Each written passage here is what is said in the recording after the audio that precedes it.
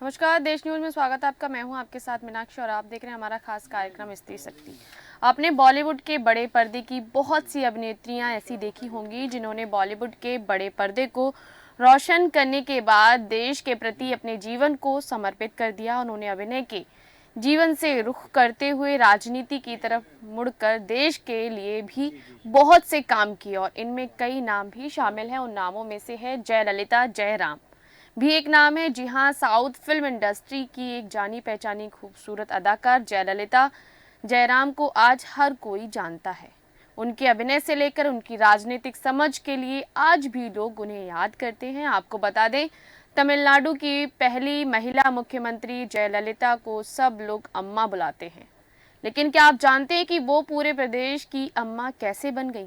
25 मार्च 1989 का वो दिन था। तमिलनाडु विधानसभा में बजट पेश किया जा रहा था। जैसे ही मुख्यमंत्री करुणानिधि ने बजट भाषण पढ़ना शुरू किया, कांग्रेस के सदस्य ने पॉइंट ऑफ ऑर्डर उठाया कि पुलिस ने विपक्ष की नेता जयललिता के खिलाफ अप्रजातांत्रिक ढंग से काम किया है। और जयललिता ने भी उठकर शिकायत की कि मुख्यमंत्री के उकसाने पर पुलिस ने उनके खिलाफ कार्रवाई की और उनके फोन को टैप किया जा रहा है। फिर इसके बाद क्या था कि स्पीकर ने कहा कि वो इस मुद्दे पर बहस की अनुमति नहीं दे सकते क्योंकि बजट पेश किया जा रहा है।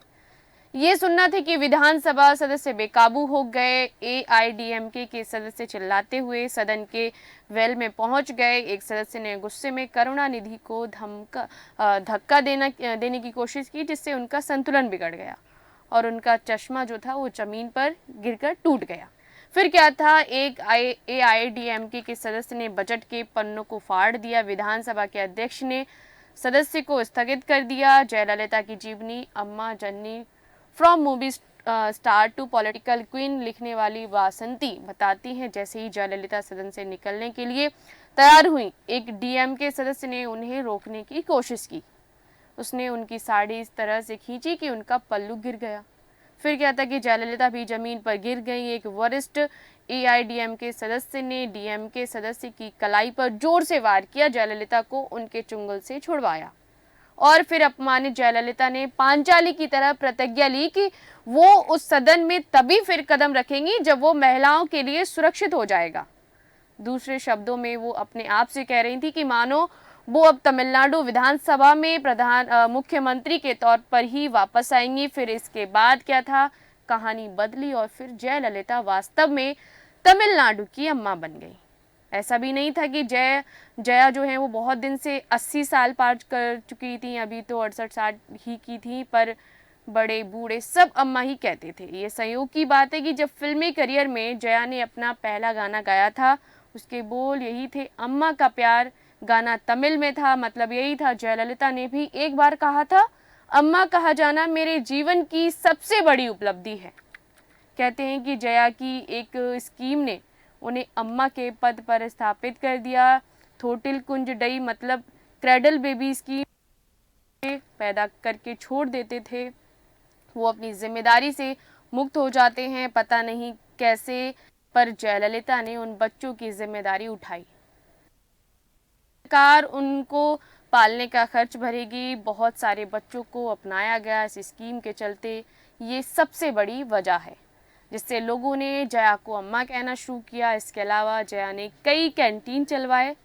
अम्मा कैंटीन, इसमें इडली मात्र 1 रुपए तक की भी मिलती है।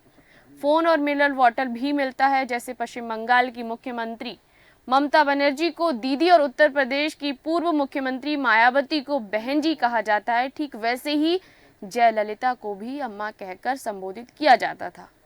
और ये भी कहा जाता है कि अभिनेत्री से राजनेता बनी जयललिता के बारे में बहुत कम लोगों को पता है कि वो अभिनेत्री कतई नहीं बनना चाहती थी। वो बहुत अच्छी छात्रा थी। स्कूल के दिनों में उन्हें सर्वश्रेष्ठ छात्रा की शील्ड मिली और 10वीं कक्षा की परीक्षा में उन्हें पूरे तमिलनाडु में दूसरा स्थान मिला। गर्मियों की छुट्टियों के दौरान वो अपनी मां के साथ एक समारोह में गईं, जहां एक प्रोड्यूसर वीआर पुथुलू ने उन्हें अपनी फिल्म में काम करने का प्रस्ताव दिया।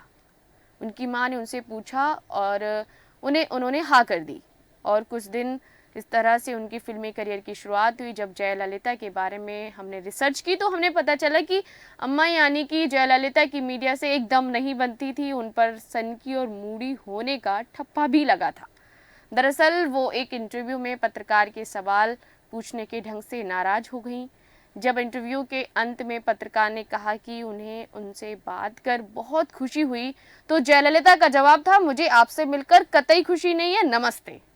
और फिर क्या, 1998 में उन्होंने वाजपेयी सरकार को समर्थन दिया, लेकिन जब उन्होंने देखा कि उनकी करुणानिधि सरकार को बर्खास्त करने में कोई दिलचस्पी नहीं है, तो उन्होंने समर्थन वापस ले लिया। सन 2009 में जब आधी रात को करुणानिधि को जगाकर गिरफ्तार किया गया तो उन पर बदले की कार्रवाई करने का आरोप भी लगा। बताया जाता है कि वो बदले की भावना से काम करने में यकीन रखती थीं। वो बहुत मूडी थीं। जयललिता एक ऐसी महिला नेता की छवि रखती थी जो फौलादी इरादे के साथ सत्ता की बागडोर संभाल सकती थी और जरूरत पड़ने पर कठिन फैसले भी ले सकती थी। अब अगर जयललिता की राजनीतिक सफर के बारे में बात करें तो 1982 में एम.जी. रामचंद्रन उन्हें राजनीति में लेकर आए। उन्होंने जयललिता को राज्यसभा का सदस्य बनाने के साथ ही पार्टी का प्रचार सचिव भी नियुक्त किया, जिसमें जयललिता का पलड़ा भारी रहा और 1991 में वो पहली बार तमिलनाडु की मुख्यमंत्री चुनी गई। लेकिन सत्ता में आने के बाद उन्हें लगातार भ्रष्टाचार के गंभीर आरोपों का सामना करना पड़ा और 1996 में वो चुनाव हार गई। 2001 में वो एक बार फिर उभरी और दोबारा तमिलनाडु की मुख्यमंत्री बनी, जिसके बाद एक बार फिर उन्हें सुप्रीम कोर्ट से करारा झटका लगा और कुछ समय के लिए उन्हें मुख्यमंत्री का पद छोड़ना पड़ा। इस बीच राष्ट्रीय स्तर पर जयललिता बीजेपी के करीब आईं और उन्होंने केंद्र में अटल बिहारी वाजपेयी के नेतृत्व वाली सरकार का समर्थन किया। 2004 के लोकसभा चुनाव के बाद उन्हें लगातार पराजय का सामना करना पड़ा। इस बीच कांग्रेस और डीएमके के बीच गठबंधन हो गया और इसी गठबंधन के हाथों 2006 के चुनाव में उन्हें पराजय का सामना करना पड़ा। फिर एक और नया मोड़ आया, फिर बदलाव हुआ राजनीति में, रणनीति में भी बदलाव हुआ। 2009 में लोकसभा के चुनाव में भी जब एआईएमडीके को हार का मुंह देखना पड़ा तो अपने तानाशाही रवैये के लिए मशहूर जयललिता को नर्म होना पड़ा और मौके की नजाकत को समझते हुए उन्होंने दूसरे छोटे दलों के साथ गठबंधन भी किया, जिसमें अभिनेता विजयकांत की डीएमके भी शामिल थी। अपने पिछले तौर तरीके को बदलते हुए उन्होंने वाम दलों के नेताओं के साथ मिलकर एक चुनावी रैली को भी संबोधित किया। पहले वो ऐसा करना अपनी शान के खिलाफ समझती थीं। जयललिता ने अपने बदलने का संकेत उस समय भी दिया जब पहले मुफ्त चीजें देने का विरोध करने वाली इस नेता ने इन चुनावों में डीएमके के मुफ्त चीजें देने का जवाब ऐसे ही वादों से दिया ताकि लोगों को ध्यान सरकार की असफलताओं और भ्रष्टाचार के मुद्दों से ना हट सके। जयललिता कितनी सख्ती से सरकार चलाती हैं, इसका एक उदाहरण इस बात से भी मिलता है कि 2001 में सत्ता में आने के बाद जब सरकारी कर्मचारियों ने हड़ताल कर दी थी तो उन्होंने एक साथ 2 लाख कर्मचारियों को ही बर्खास्त कर हलचल मचा दी थी, जिसके बाद अम्मा के नाम से मशहूर जयललिता को किसी भी आलोचना करना पसंद नहीं आती और उनके समर्थक, कार्यकर्ता और पार्टी के बड़े बड़े नेता भी उनके सामने नज़र और आवाज़ ऊंची कर नहीं पाते थे और उनके पैरों में गिर जाने को अपना सम्मान समझते हैं। हालांकि जयललिता भी समर्थकों को ऐसी श्रद्धा का कभी बुरा नहीं मानती। साथ ही जयललिता की मौत पर भी तमाम तरह के सवाल उठे और उनकी करीबी रही शशिकला भी कई दिनों तक सवालों के कटघरे में खड़ी रहीं। लेकिन 75 दिन अस्पताल में रहने के बाद 5 दिसंबर 2016 को उन्होंने आखिरी सांस ली। तो फिलहाल मेरे साथ इस कार्यक्रम में इतना ही। देखते रहिए देश न्यूज़। नमस्कार।